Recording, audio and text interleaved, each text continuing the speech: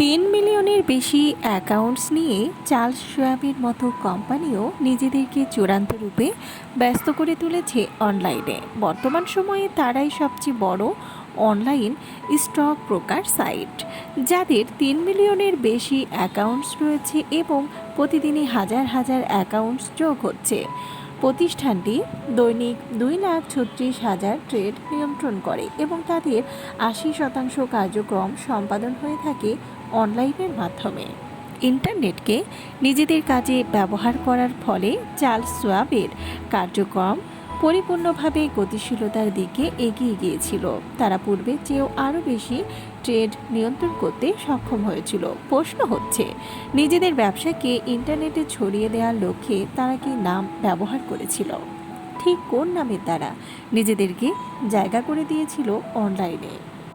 আপনার কি মনে হয়, চার্লস শোয়াব কি অফলাইনে থাকা নিজেদের নামই ব্যবহার করেছিল? একদমই না। অফলাইনে ট্রেড নিয়ন্ত্রণ করার পর হঠাৎই একদিন তাদের মনে হয়েছিল, আমাদের অনলাইনে ব্যবসাকে সম্প্রসারণ করা জরুরি। এটার জন্য কি নাম দেওয়া যায়? পরবর্তীকালে সবার সিদ্ধান্তে ইসোয়াব নামটি নির্ধারণ করা হয়েছিল, অর্থাৎ চার্লস শোয়াবের সব কার্যক্রম অনলাইনে অন্তর্ভুক্ত করা হয়েছিল ইসোয়াব নামে। তারও কিছুকাল পরে নামটিকে আরও শর্ট করে সোয়াব.কমে পরিবর্তন করেছিল কর্তৃপক্ষ। নিজেদের কোম্পানির নাম ইন্টারনেটের ব্যবহারের ক্ষেত্রে চার্লস শোয়াব কর্তৃপক্ষ দুটি সূত্রের প্রয়োগ করেছিল। এক, ইন্টারনেটে লম্বা সময় ধরে ব্যবসা করার জন্য নিশ্চিতভাবেই একই নাম ব্যবহার করলে ভালো ফলাফল আসবে। দুই, নামটিকে সংক্ষিপ্ত করে ব্যবহার করাটাই সবচেয়ে উত্তম। দীর্ঘ নাম ব্যবহার করা কখনোই ভালো ফলাফল দেয় না। চার্লস শোয়াবের পুরো নাম ইন্টারনেটের জগতে উপযুক্ত নয়, এই কারণে তারা সোয়াব তারপর সোয়াব নাম ব্যবহার করেছিল। আপনিও যদি নিজেদের ব্র্যান্ডের জন্য ইন্টারনেটে নাম ব্যবহার করতে চান, তাহলে কোনোভাবেই দীর্ঘ নাম ব্যবহার করবেন না। কাস্টমারদের জন্য এটা বেশ বিরক্তিকর একটা কাজ।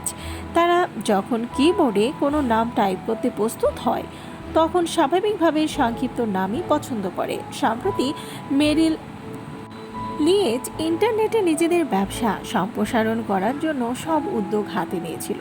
তারা অফলাইনে দীর্ঘ নামটি অনলাইনে ব্যবহার করেছিল। মেরিল লিঞ্চ.com এবং ML.com ব্যবহার করে যে কোনো মানুষই তাদের ওয়েবসাইটে ঢুকে ব্যবসায়িক লেনদেন সম্পন্ন করতে পারত। কিন্তু এখানেই একটি সমস্যা, এখানেই মেরিল লিঞ্চের ভুল হয়েছে। একে তো তারা নিজেদের দীর্ঘ নাম ব্যবহার করেছে, তার উপর ইন্টারনেটে একই নাম ব্যবহার করে মার্কেটে এসেছে, কোনো রকম পরিবর্তন আনেনি। এ কারণে চার্লস শোয়াবের মতো সফলতা পেতে সক্ষম হয়নি কোম্পানিটি। উল্টো নিজেদের স্টক ব্রোকারদের হারাতে হচ্ছিল। 14,800 স্টক ব্রোকারের ওপর নির্ভর হয়ে চলছিল মেরিল লিঞ্চের ব্যবসা। এই ক্লায়েন্টদেরকে ধরে রাখতে না পারলে তাদের ব্যবসায়িক কার্যক্রম স্থগিত করে তোলা ব্যতীত আর কোনো উপায় ছিল না। মেরিল লিঞ্চ চাইলে নিজেদের নামটিকে একটু শর্ট করে ইন্টারনেটে বিজনেস করতে আসতে পারত।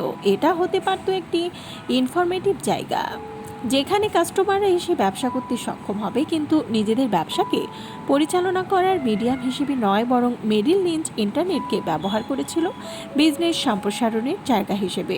সহজ কথায় বললে, ইন্টারনেটকে বিজনেস হিসেবে নেওয়ার ব্যাপারটি তাদের বিজনেস টাইপের সাথে যায়নি, মিডিয়াম হিসেবে।